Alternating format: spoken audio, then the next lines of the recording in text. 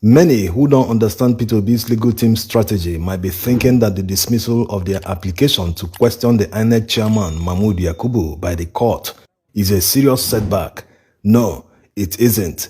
There are many ways to achieve the same thing, and they will explore all options. If they want to invite the INEC chairman, they can do it. The respondents were expecting to see the INEC chairman Mahmood Yakubu present in court, but they were presented with a video evidence of Yakubu telling Nigerians the rules of the election and how they plan to upload the presidential election results in real time on election day. Now, what did he do on election day? He did the exact opposite and blocked the upload of presidential election results. So while the respondents were still pondering on how to cross-examine the witness, P2B's counsel played a second video of another INEC official. They haven't recovered from the first and the second videos. They went ahead to play Tinubu's video where he confirmed the nomination of Shettima, which is a new evidence that wasn't in play before the Supreme Court delivered judgment on Shettima's double nomination. You could sense the disarray in their camp. The respondents couldn't even properly cross-examine the Channels TV guy who brought the evidence. This is how it is done. You take your opponent by surprise.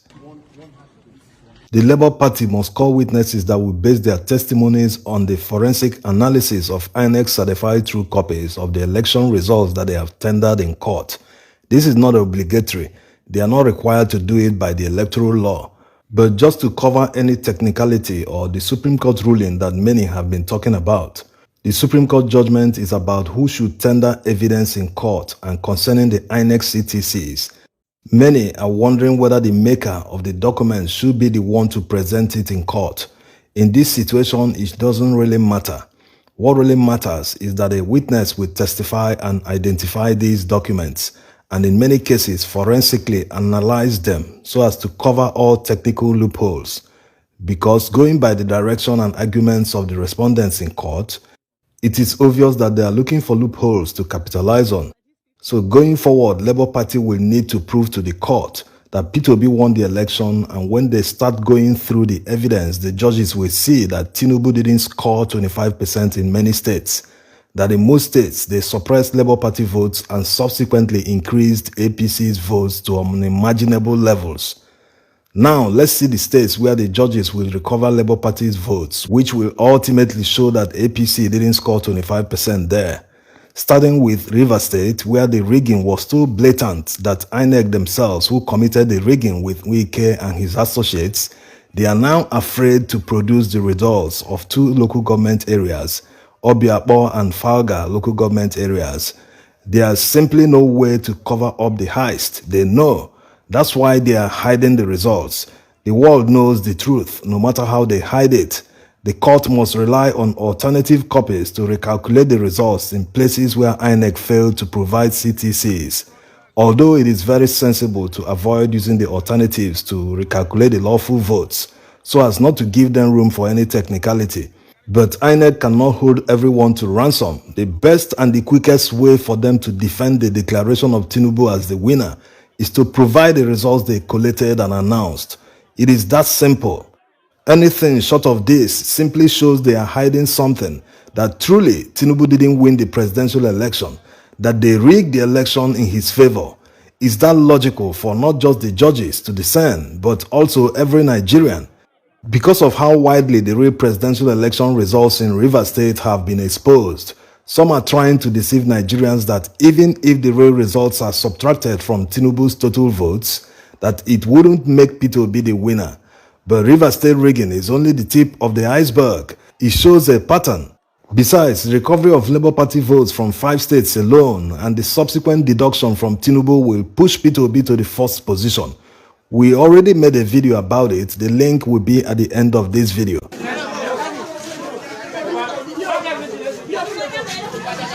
Now to Cross River State, where the Labour Party won the highest populated local government areas with high margins.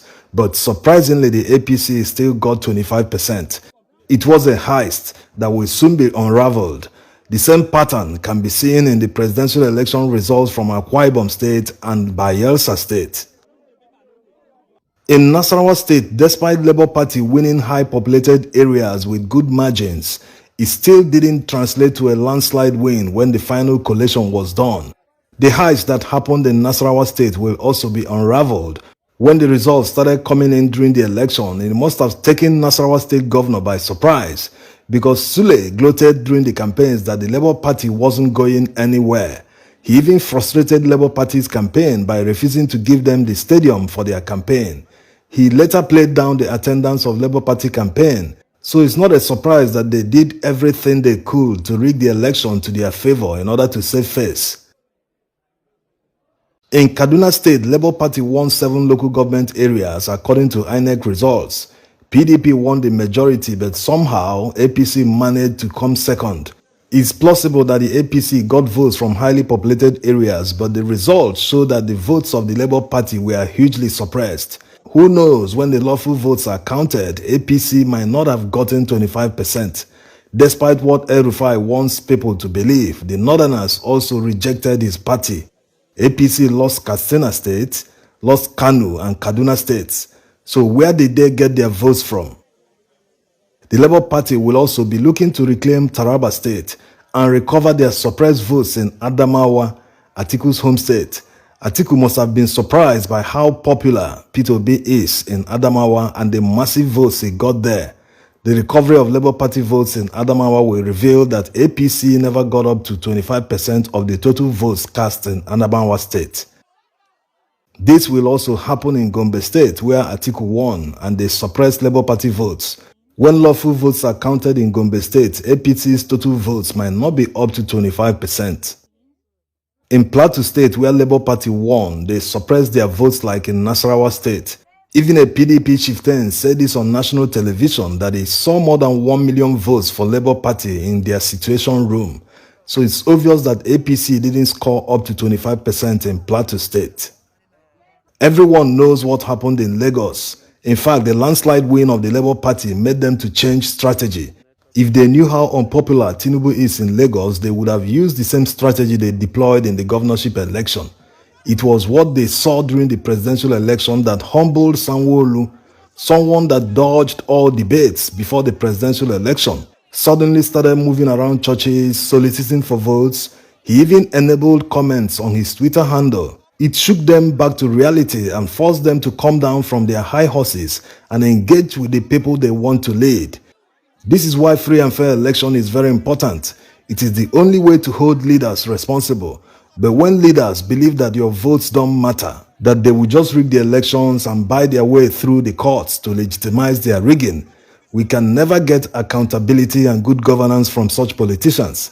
To them, it is business, spend money and recover the money with huge margins when they get to office, and they are ready to go to any length to achieve it.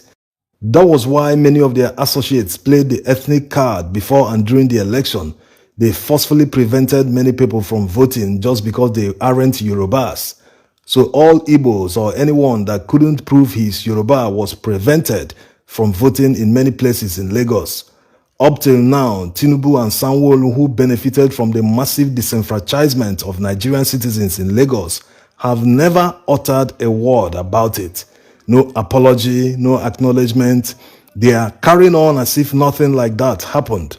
The only indirect way they have acknowledged what happened is the new law that the Speaker of Lagos State House of Assembly announced they will pass.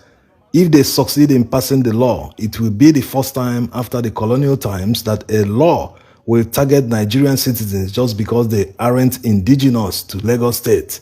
So with this law they are planning to pass, it means that the leaders of APC were behind the tribal discrimination during the election. It is very important to differentiate these people from the larger Yoruba people because of people who like to generalize. When it comes to activism, human rights, Yoruba people have set the pace in Nigeria, from Ransom Kuti family, Gani Fawemi, and many others too numerous to mention. So these guys do not speak for the larger Yoruba populace.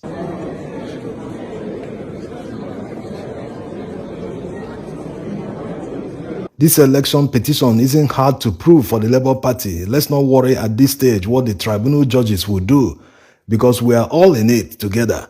No one can escape happenings in Nigeria, no matter how highly placed the person is. No one has ever won the presidential election without winning his region. Obasanjo won Southern Region. Yaradua, Goodluck Jonathan, and Buhari all won their regions when they contested. Only Bola Tinubu lost his region. Going by the INEC announced figures, even with all the rigging, P2B still won the Southern Region. Imagine how the margin will be when the lawful votes are recalculated by the tribunal judges. P2B also won more votes than Tinubu in the Southern Region plus the Middle Belt. He won Nigeria's political capital, Abuja, by a landslide. Even in Aso Rock polling unit, he won. He won Nigeria's commercial capital with a landslide. So the true winner of the presidential election is very obvious. Never mind that the politicians he will retire when he assumes power don't want to accept publicly. But by the actions of some of them, you will know that the true results of the presidential election humbled them. So the Labour Party legal team just needs to prosecute this matter very diligently, and the people's mandate will definitely be recovered. Thanks for watching.